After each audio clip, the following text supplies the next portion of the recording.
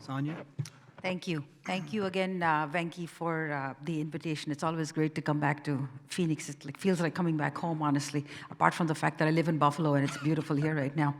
So this talk really is my experience. I've been in the OBL space for almost 11 years now. We were one of the first in Buffalo to do this, and then and I've been closely involved right from the inception.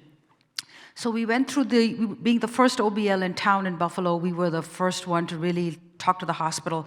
And to give you a little bit of my background, I'm a vascular surgeon. I work at the hospital and I work at the OBL. So it's not that we don't work at the hospital anymore. We have to maintain a relationship with them. And obviously us taking patients out of them were mostly the patients that went to the cath lab, and we continue to have a good relationship, and we need the support of the hospital. So it's an interesting dynamic and a line that you walk. But if you're the first OBL in town, and there's no other places that are around, then your options really are hospital or OBL. And I'll tell you, anybody who's worked in an OBL, it's just an incredibly different experience. In that realm, the difference that happens is, number one, patients have much better experience. So your referral for patients to come back and see you goes through the roof once the referring docs find out that you have an OBL and how much great care you can take care of them. The second thing that goes up through the roof is your docs. Your physician experience of working in an OBL is incredible compared to working in the cath lab or in the hybrid room. And then lastly, the cost. Once you start accumulating, we've got now a decade of cost efficiency metrics to show the insurance companies. You can see how cost-effective an OBL is. So this outpatient market can be. But now we have these ASCs. And in New York, ASCs can do a lot of the outpatient procedures that we would do at the OBL. And clearly, that is now our competition. It's not so much a problem with the hospital as much as it's with going toe-to-toe with ASCs. The interesting thing about ASCs in our place is they are a lot hospital-owned, some of them, partnered with the hospital, or physician-owned. So that's kind of an interesting new dynamic. So in Buffalo, I find myself asking myself, well, why are my patients going to want to come to an OBL and not go to an ASC now that they have that option? And I think we've had a much longer experience of taking care of these patients, so I think we tend to do better. But with the reimbursements, which you cannot ignore, with the reimbursements going down and the ASC reimbursements going up, the only way to really make this up is with volume. So the topic of how do you stay efficient, safe, profitable becomes important right now in the OBL realm. I will tell you it is less expensive from what we can tell preliminarily of the OBL versus the ASC. Certainly reimbursement-wise, the ASC reimbursement is higher. And then the piece about outcomes. So I think it's important for anybody who works anywhere. I mean, we have to be good doctors. It's got nothing to do with the site of service. We have to be good doctors and make good decisions for our patients regardless. But because we have to also have this fiscal responsibility, we need to know which place can afford what. It's important that we keep that hat on when you decide which site of service you're going to take your patient to. It's a very complicated patient. You probably should not be doing that in the OBL. So if you don't have privileges to work in the hospital, you should be doing the right thing and referring that doc out. But this customization, I think, becomes a differentiator, and I think that's what's important, is be a good doctor, use this as a differentiator that you can pick the patient to the OBL, or you can take the patient to the hospital, or you can refer it out. And then the last piece is really the good outcomes bit. I think all of us have to be responsible about our outcomes, and participating in a registry or tracking it on your own, again, can allow you to be that differentiator if you're fighting in an OBL ASC kind of market. And that, of course, will lead to you tracking your outcomes, you tracking your efficiencies, which usually leads to productivity and profitability. So the concept of the OBL, the office-based lab, the CMS mandates you have to have clinic in the OBL in order to call it an office-based lab. So the way we started about 10, 12 years ago is we would see patients, then there's the almighty dictation that you have to do in your workload, and then we would try to get our NPs or PAs to see patients in the clinic while we went off and we did cases. While that's an efficient use of time, more or less, if you have a good healthcare extender, I don't know that that's the most efficient way to do it, because what happens is your OBL case day tends to grow over time, and it becomes easier if you can have one physician just working the OBL, doing those add-on cases, and that way you're not backing up your clinic, because a lot of this service, as you'll see, becomes customer satisfaction. Whether you like it or not, we are a service industry, and your patients are going to start to expect that their cases are going on time. And frankly, it's a better experience for everybody as well if you can afford to have 2 people working in the lab seeing patients and then the others doing procedures. So discussion with the patient in the OBL becomes very important. I think they need to understand that this is a safe environment, that you have good experience doing these cases, you're customizing it to their treatment, and they are comfortable with the site of service. But there's the other piece of the discussion that we don't normally as physicians have, which is apart from the procedure, the payment portion of it. So they sign up for the insurance. They don't always understand what their co-pays are. They don't always understand what their patient responsibility is. So having this discussion at the end of the day when you decide that that patient needs to come in for an OBL, that's how we do it. As soon as we decide that patient's coming into the OBL, we start putting their instructions. They're watching an educational video over the steps of the procedure. Somebody comes out and talks to them about payment.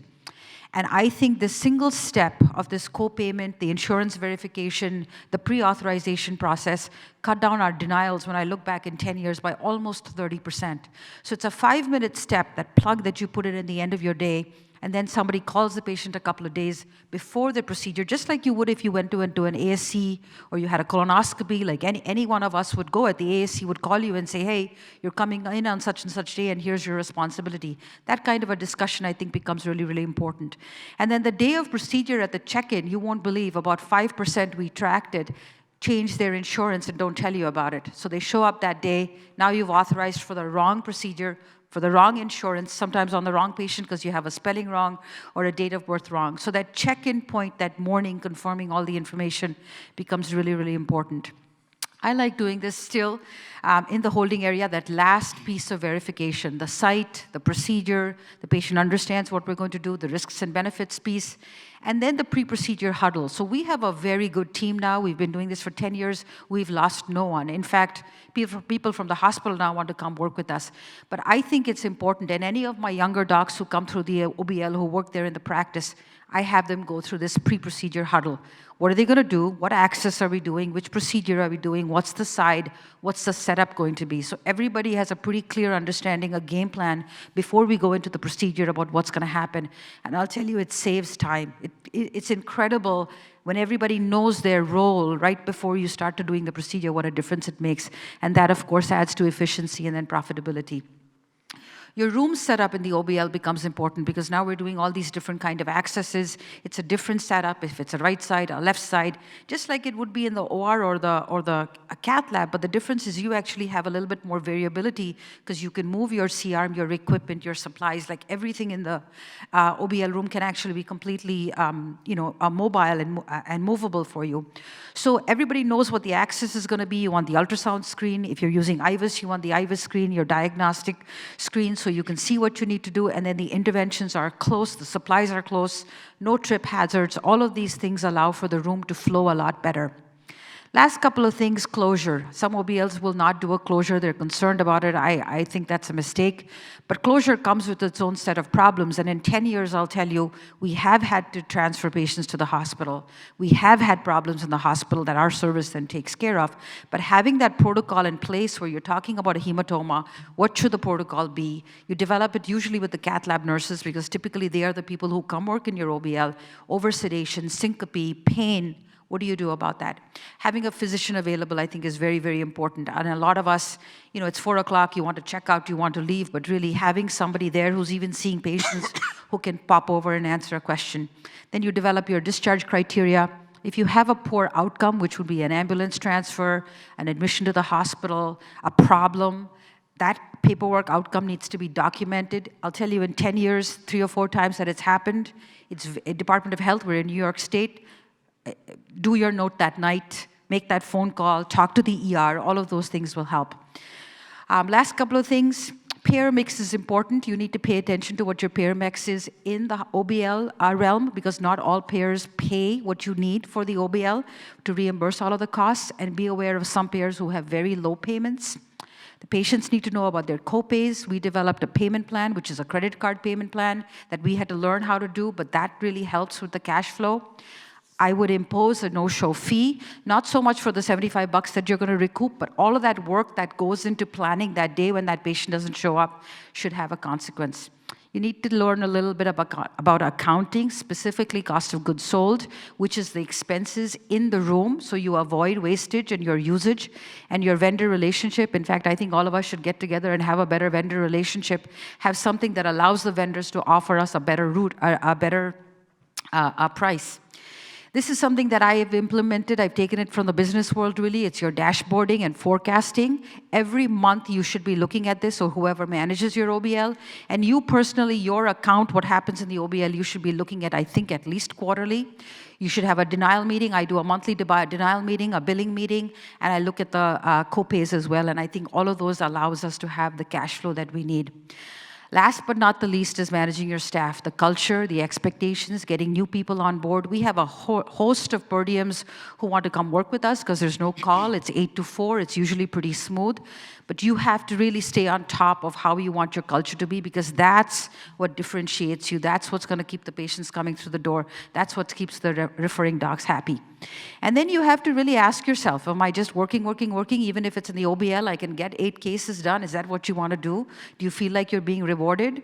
Are you being too efficient and therefore not being that good to your patients? Are you being overproductive and therefore just focusing on the profitability part and not the compassion part or the treatment part? And is really that's why we went into this. Are we happy doing this? So for me, I like metrics. I like the key performance indices that we have formed. I'm happy to share it with anybody. I like dashboarding. I like forecasting. I think the quarterly goals are very, very important. Annual goals and quarterly goals become really important. And the last thing I'm going to leave you with is, a lot of us are older. We've been doing this for a while. You have to ask yourself, is this the path that you chose to go down? Is that where you are now? Thank you.